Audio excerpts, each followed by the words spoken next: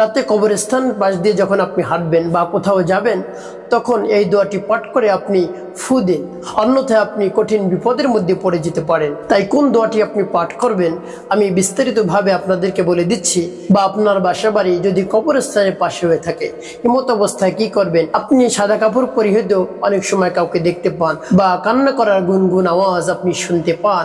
তো এমত অবস্থায় আপনি কি করবেন, বা আপনাকে কেউ রাতে ডাকে বা দিনে ডাকে, এরকম আপনি কিছু শব্দ শুনতে পান, আপনার নাম ধরে ধরে ডাকেন, এমত অবস্থায় আপনি কি করবেন, বা কবরস্থানের পাশ দিয়ে যখন হেঁটে যাবেন তখন আপনি কোন দোয়া পাঠ করে আপনি ফু দেবেন আমি বিস্তারিতভাবে সঠিক নিয়মে সঠিক পদ্ধতিতে আপনাদেরকে বলে দিচ্ছি। আর যখনই আপনি একা একা চলে যাবেন আপনার কোনো ধরনের ভয় হবে, আর যখন আপনি একা একা কবরস্থানের পাশ দিয়ে রাতে হেঁটে যাবেন বা কোথাও যাবেন তখন আপনার কোনো ধরনের বিপদ আসবে না, কোনোভাবেই আপনাকে ক্ষতিগ্রস্ত করতে পারবে না আপনি যদি আমার দেখা নিয়ম অনুযায়ী সেই দোয়াগুলো পাঠ করেন। আর সেই দোয়াগুলো কি আমি আপনাদেরকে বলে দিচ্ছি। তো প্রিয় ভাই বোনেরা, আপনি কবরস্থান থেকে যদি রাতে একা একা হেঁটে যান একটি কাজ আপনি ভুলেও করবেন না, সেটি হলো পিছনের দিকে আপনি ঘুরে তাকাবেন না।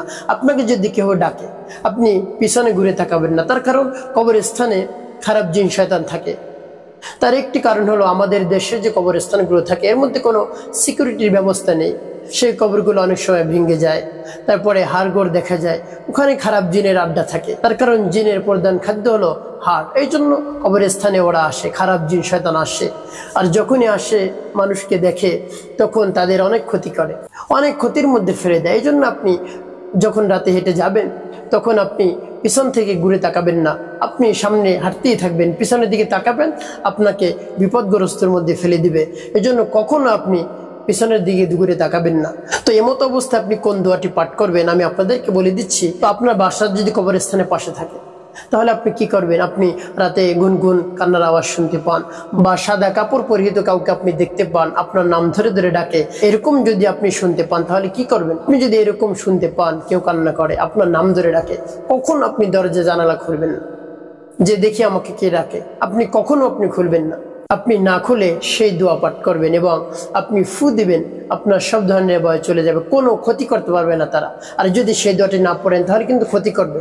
আপনার মনের মধ্যে একটি ভয় চলে আসে যখন আপনাকে কেউ ডাকে বা গুনগুন কান্নার আওয়াজ শুনতে পান, সেই ভয় আপনাকে অনেক ক্ষতি করবে। আর যখন আপনার এভাবে ভয় চলে আসবে তখন সেই দোয়াটি আপনি পাঠ করবেন, সব ভয় তো দূর হয়ে যাবে, কোনো দিন আর কোনো ধরনের খারাপ জিন শয়তান আপনাকে ক্ষতি করতে পারবে না, অন্যথায় কিন্তু আপনি ক্ষতির সম্মুখীন হয়ে পড়বেন। এই জন্য কখনো এই ভুল কাজ করবেন না, সেই আমার দেখার নিয়ম যে আপনি সেই দোয়া পাঠ করবেন না। সেই দোয়াটি কি আমি আপনাদেরকে বলে দিচ্ছি। সর্বপ্রথম যে দোয়াটি আপনি পাঠ করবেন সেটা হলো পবিত্র কুরআনুল কারীমের সর্ববৃহৎ সূরা সূরাতুল বাকারা এর শ্রেষ্ঠ একটি আয়াত রয়েছে, সেই আয়াতটির নাম হলো আয়াতুল কুরসি, যার ফজিলত গুরুত্ব এবং তাৎপর্য অনেক বেশি।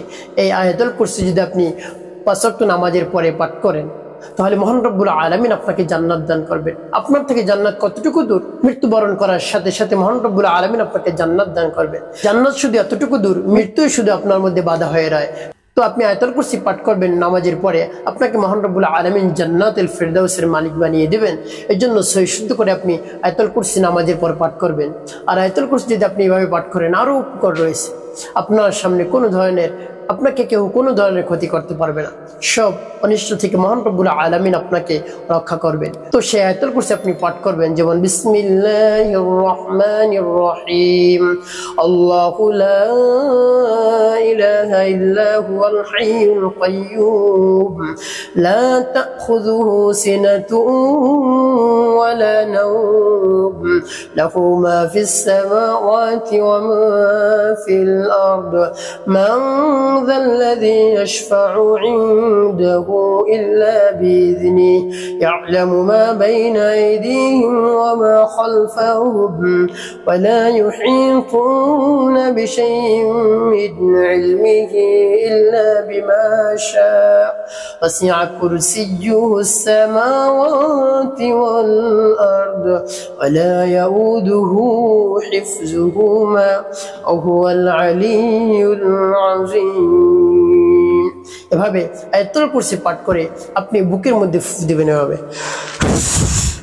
তারপর আপনি সূরাতুল ইখলাস পাঠ করবেন, যেমন বিসমিল্লাহির রহমানির রহিম قل هو الله أحد الله الصمد لم يلد ولم يولد ولم يكن له كفوا أحد। এভাবে যখন সূরা ইখলাস পাঠ করা হয়ে যাবে আবার একটি ফু দিবেন, তারপরে আপনি সূরাতুল ফালাক পাঠ করবেন, যেমন বিসমিল্লাহির রহমানির রহিম কুল আউযু বিরাব্বিল ফালাক মিন শাররি মা খালাক ওয়া মিন শাররি গাসিকিন ইযা ওয়াকাব ওয়া মিন শাররিন নাফাসাতি ফিল উকাদ ওয়া মিন শাররি হাসিদিন ইযা হাসাদ। এভাবে সূরা ফালাক পাঠ করার শেষে বুকের মধ্যে আবার একটি ফু। তারপরে সূরাতুন নাস বিসমিল্লাহির রহমানির রহিম কুল আউযু বিরাব্বিন নাস মালিকিন নাস ইলাহিন নাস মিন শাররিল ওয়াসওয়াসিল খান্নাস আল্লাযী ইউওয়াসওয়িসু ফি সুদুরিন নাস মিনাল জিন্নাতি ওয়ান নাস। এভাবে সূরা নাস যখন পাঠ করা হয়ে যাবে বুকের মধ্যে আবার একটি ফু দেবেন। এভাবে আয়াতুল কুরসি, সূরাতুল ইখলাস, ফালাক, নাস পাঠ করে এভাবে আপনি বুকের মধ্যে ফু দিবেন। সর্বশেষ আপনি হাতের তালুতে এভাবে ফু দিবেন, ফু দিয়ে মাথা থেকে পা পর্যন্ত আপনি একবারে মুছে দিবেন। এভাবে যদি আপনি করেন তাহলে আপনার কোনো ধরনের ক্ষতি করতে পারবে না, জিন শয়তান ক্ষতি করবে না, মানুষ শয়তানও ক্ষতি করতে পারবে না। এভাবে আমার দেখার নিয়ম অনুযায়ী আপনি আমল করুন, অবশ্যই আপনি উপকৃত হতে পারবেন।